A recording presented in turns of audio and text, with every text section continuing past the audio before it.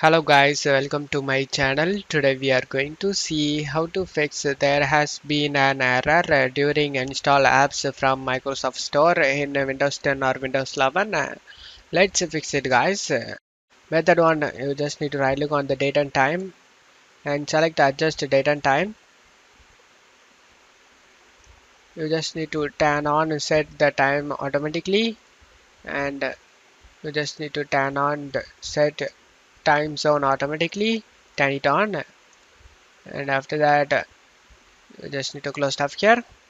Now you just need to restart your PC. After restarting your PC, you can check if the problem solved or not. If the problem not solved, let's move on to the method 2 guys. Method 2, you just need to go to search menu and type wsreset. Click on open the run command.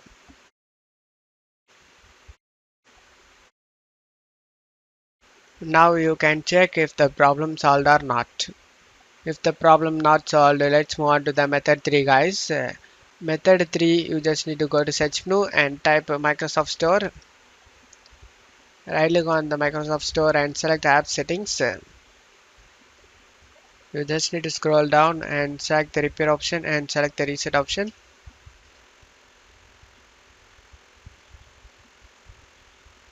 After getting done, just to close stuff here and check if the problem solved or not. If not, let's move on to the method 4 guys. Method 4, you just need to go to search menu and type services. Click on open it. You just need to search for Microsoft Store install service. Just double click on it. Startup type set this to automatic, and if the service status is stopped, then you just need to start it, and then select apply and OK for save changes, and right click on the service and select restart.